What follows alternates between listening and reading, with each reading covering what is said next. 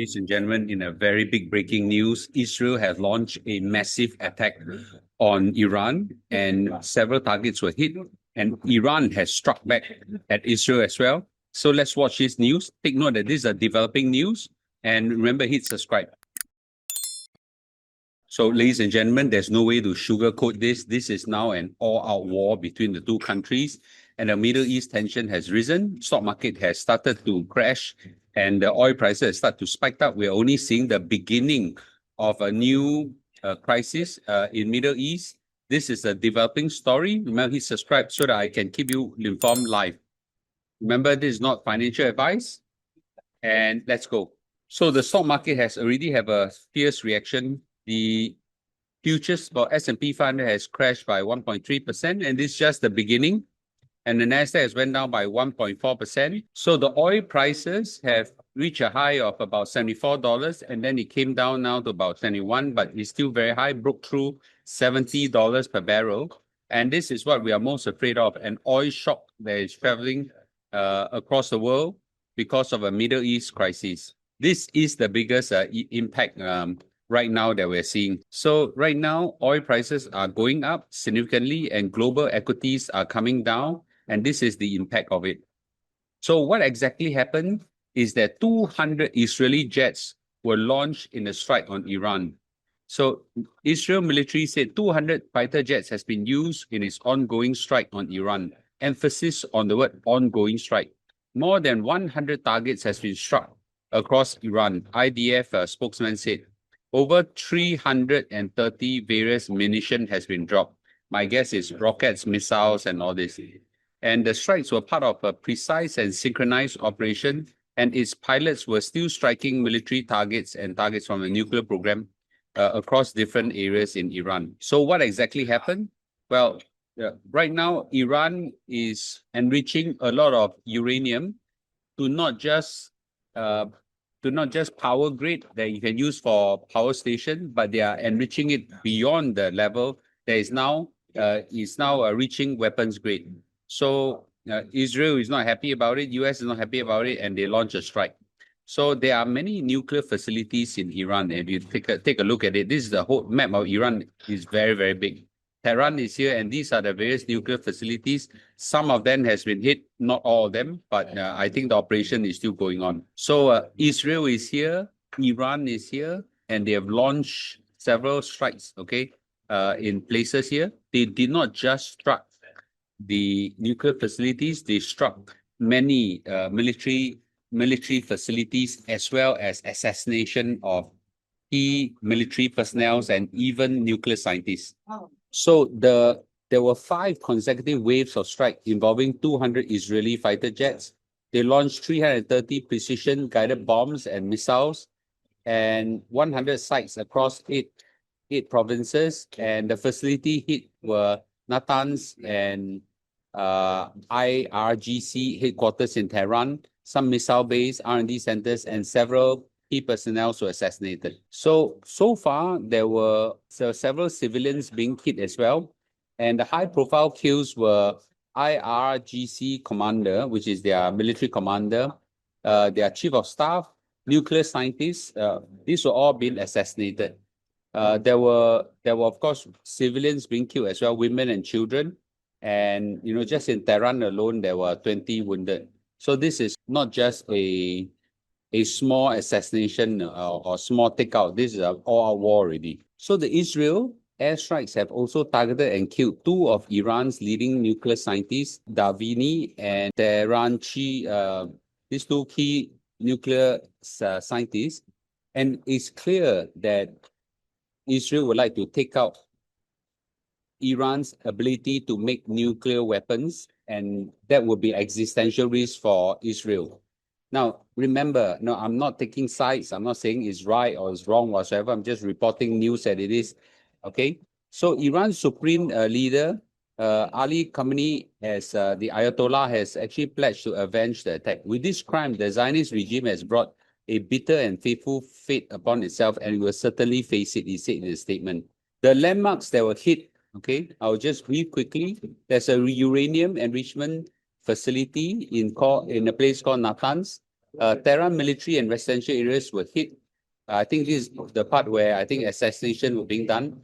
The missile production facility was also hit. Remember, to carry nuclear payload, you need the missile, so they hit the missile as well.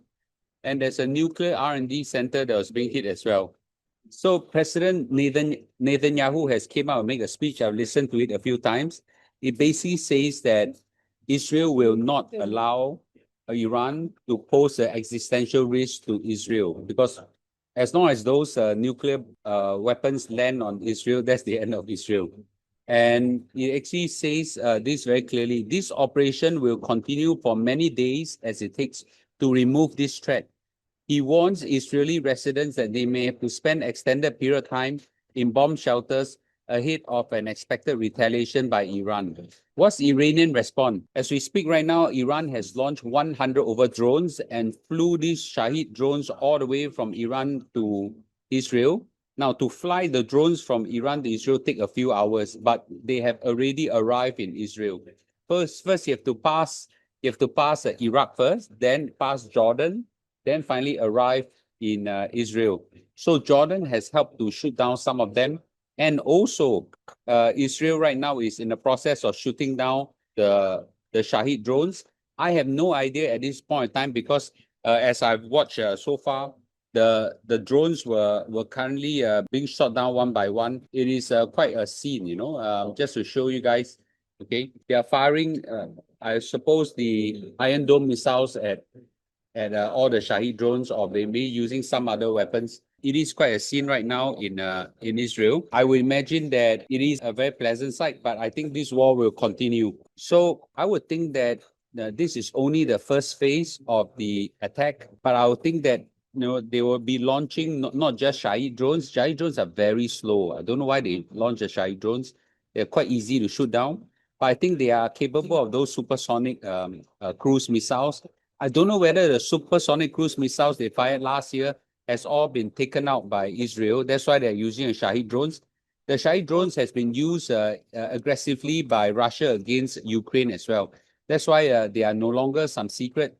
So I think the Israel military have watched this Russia-Ukraine war and learned the characteristics of the Shahid drones. And right now they're taking them out. We're not so sure whether any of them has landed. Eyeballing some of the videos, because of the massive amount of scale of the Shahid drones, I think some have landed. Maybe there'll be some casualties. This is the developing news. I'll give you some update when I get more news. So right now, the fear is that they will extend this over to US as well. Now, Trump was very funny, and I'll talk about it later. Basically says that, it's like nothing to do with Limpe, okay? Yeah, I got nothing to do with this, but if you hit me, I'll slap you back. But I got nothing to do with this. But Iran already declared that US is accomplice to this whole thing, and basically says that US support for Israel will make Washington a legitimate target, paving the way for strikes on US assets also.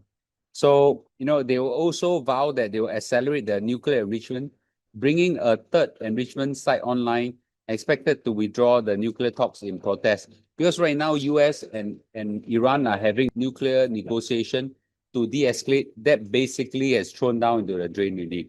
Right? That diplomatic talks is over. So what's Donald Trump's response? So Donald Trump has came out and issued a statement. USA will defend itself and Israel if Iran retaliates. And Iran has retaliated. So I think US has just drawn himself into this conflict.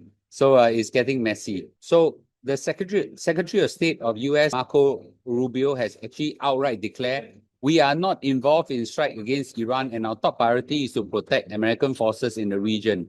Israel advises that they believe this action was necessary for self-defense.